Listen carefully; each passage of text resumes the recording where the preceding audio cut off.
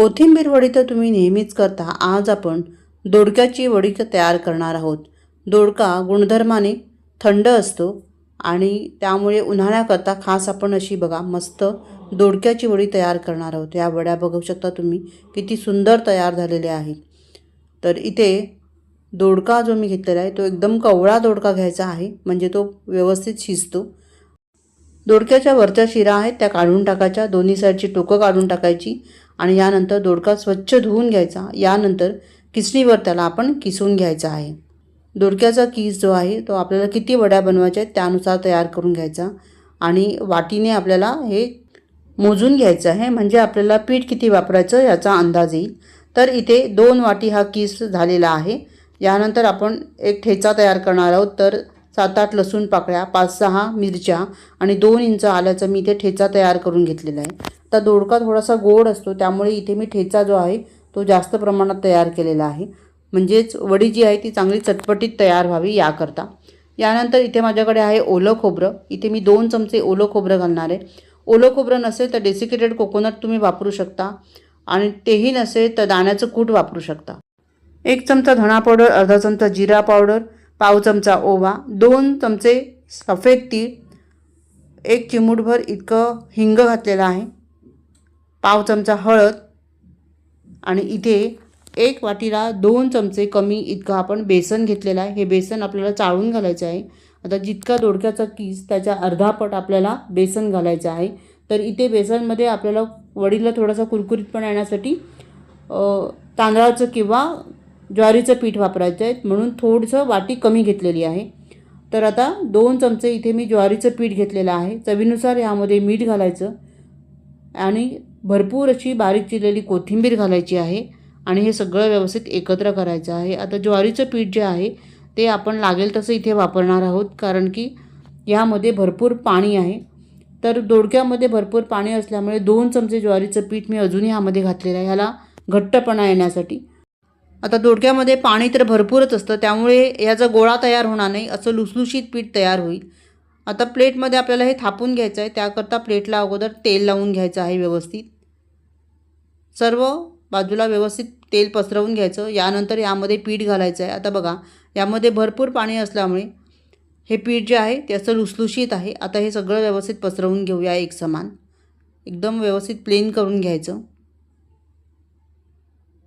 Plain करून झाल्यानंतर आपल्याला ह्याला वाफवून घ्यायचं आहे। त्याकरता इथे कढईमध्ये मी पाणी गरम करण्यासाठी ठेवलेलं आहे, त्यामध्ये स्टँड देखील ठेवलेला आहे। पाण्याला अशी उकळी आल्यानंतरच ही प्लेट ह्यामध्ये ठेवायची, यावरून झाकण ठेवायचं आणि 10 ते 12 मिनटं आपल्याला मध्यम आचेवर हे स्टीम करून घ्यायचं आहे। इथे आपण 12 मिनटं झालेली आहेत आणि हे वाफवून घेतलेलं आहे। आता आपण झाकण काढून ह्याला चेक करून पाहायचं। सुरीने चेक करून बघते आहे, सुरी जर क्लिअर निघाली तर समजायचं आपल्या ह्या वड्या व्यवस्थित तयार झालेल्या आहेत। तर इथे बघा सुरी व्यवस्थित क्लिअर निघालेली आहे, म्हणजे हे शिजलेलं आहे, सुरीला कुठलंही पीठ चिकटलेलं नाही आहे।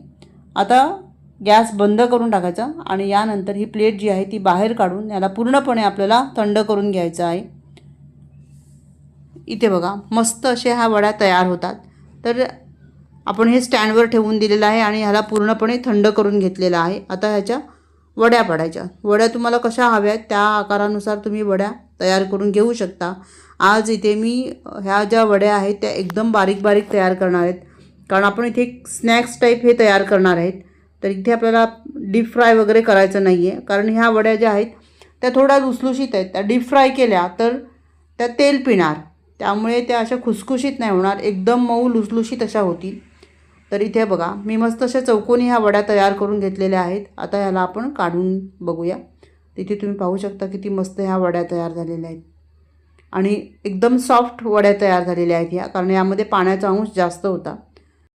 दोडक्याची भाजी म्हटलं की सगळेच जण नाक मुरडतात, त्याऐवजी तुम्ही अशा ह्या वड्या तयार करून त्यांना खायला घातलं तर त्यांना कळणार देखील नाही की ह्या दोडक्याच्या वड्या आहेत।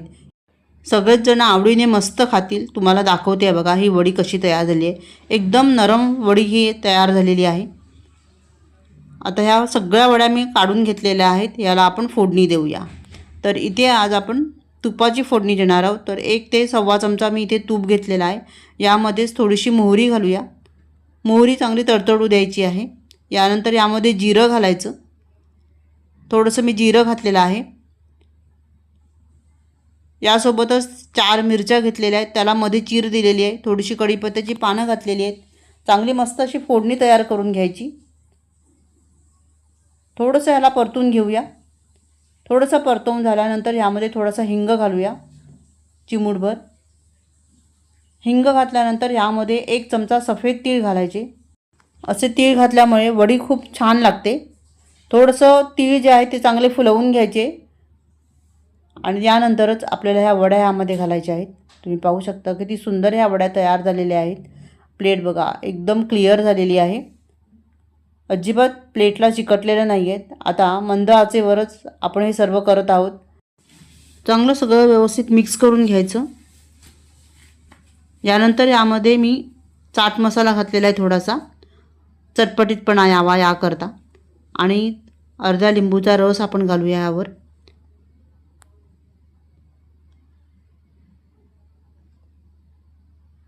हे सगळं व्यवस्थित मिक्स करून घ्यायचं आणि वरून मस्त अशी कोथिंबीर घालायची. थोडासा ओला नारळ पण मी घालते सजावटीसाठी. आणि हा मस्त असा नाश्ता आपला तयार झालेला आहे. तर वडी बघा ती इतकी तुम्हाला तोडून दाखवते. एकदम सॉफ्ट ही वडी तयार होते. रेसिपी आवडली तर लाईक आणि कमेंट करायला मात्र विसरू नका. व्हिडिओ पाहिल्याबद्दल तुम्हा सर्वांचे खूप खूप आभारी आहे. पुन्हा भेटूया अशाच एका छान नवीन रेसिपीसह. धन्यवाद.